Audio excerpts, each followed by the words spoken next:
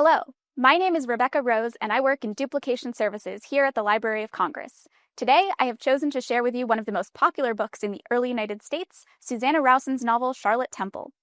Originally published in London as Charlotte, A Tale of Truth in 1791, Charlotte Temple is the tragic story of a young English girl seduced and abandoned by a British soldier during the American Revolution. The Rare Books and Special Collections Division of the Library of Congress holds at least 10 copies of Charlotte Temple, ranging from the first American edition of 1794 to a 1905 scholarly edition with a bibliography, reflecting the enduring popularity of the book and the deep emotional connection that generations of American readers felt to its characters. Like Charlotte Temple's tragic heroine, Susanna Rowson's life was shaped by the American Revolution. Born Susanna Haswell in England in 1762, she came to the Massachusetts colony at 4 years old to join her widowed father, where he worked as a royal customs collector in Boston. Susanna spent most of her childhood in Massachusetts, but when the American Revolution broke out, the Haswells were persecuted as loyalists. Their property was confiscated by the wartime government, and the impoverished family survived only with the help of neighbors. The Haswells were sent first to Nova Scotia and then back to England in 1778. In 1786, at the age of 24, Susanna Haswell published her first novel and married trumpeter William Rowson. The Rowsons supported themselves as actors and supplemented their income with Susanna's writing. In 1792, the year after she published Charlotte, A Tale of Truth, the Rowsons were recruited by a Philadelphia theater manager to join his troupe in America.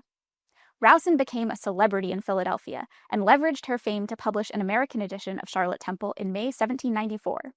On its title page, she was credited as Mrs. Rowson of the New Theater, Philadelphia. By November, it was already in a second edition. Maybe Charlotte Temple's success was due to Susanna Rowson's popularity as an actress. Maybe it was that the second half of the novel takes place in America during the Revolution. Perhaps readers were simply compelled by the scandal at the heart of the story. And then, of course, there's Rowson's lively writing. Part of what makes Charlotte Temple such an engaging read is the way Rowson directly addresses some of her imagined readers.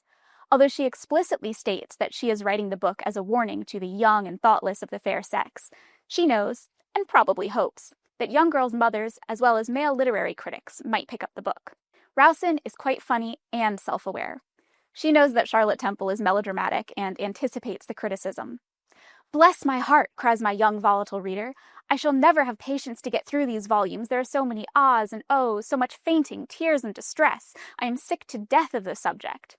At another point, she explains a plot hole and then sarcastically addresses the wise, penetrating gentleman who might notice it. "I hope, sir, your prejudices are now removed in regard to the probability of my story?" "Oh, they are. Well then, with your leave, I will proceed." The probability and plausibility of the story is another key to Charlotte Temple's huge success. In her preface, Rowson claims that the book is based on a story related to her by an old lady who had personally known Charlotte. She admits, tantalizingly, "I have thrown over the whole a slight veil of fiction." Generations of readers believed that Charlotte was a real person, and some actually attempted to figure out which historical people the characters were based on. An 1802 edition holds 2 later 19th or early 20th century newspaper clippings describing how a grave in Trinity Churchyard in New York had become a pilgrimage site for readers who believed the real Charlotte Temple was buried there. A 1905 edition by scholar Francis W. Halsey even contains biographies of the people he believed to have been the models of Charlotte and the soldier who seduced her. Unlike the evil French teacher who leads Charlotte Temple down the path to ruin, Susanna Rowson cared deeply about young women and the choices they made as they navigated a treacherous and unfair world. Perhaps based on her experience as a young teenager during the turbulent years of the American Revolution, she reflects in Charlotte Temple that "Fortune is blind. Else why do we see fools and knaves at the very top? Let us therefore endeavor to deserve fortune's smiles, and whether we succeed or not, we shall feel more innate satisfaction than thousands of those who bask in the sunshine of her favor unworthily." She especially wanted young women to know their own worth. In 1797, Susanna Rowson opened a school for young ladies in Boston, and her literary output shifted to textbooks. But Charlotte Temple continued to reach a wide audience of Americans. By 1812, her Philadelphia publisher wrote to her that Charlotte Temple is by far the most popular novel ever published in this country, estimating that the number of copies sold must far exceed 50,000.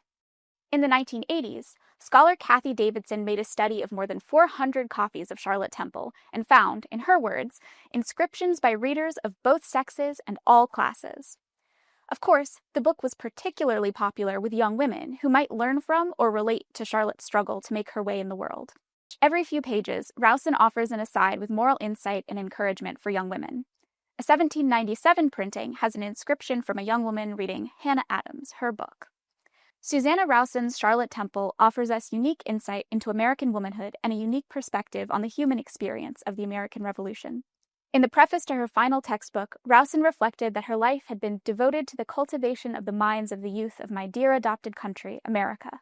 She died in 1824, a beloved teacher and companion of thousands of readers. Go pick up a copy of Charlotte Temple and find out for yourself why Rowson's novel became one of America's first bestsellers. It's short, it's fun, and you can read it in a weekend. Thank you for joining me.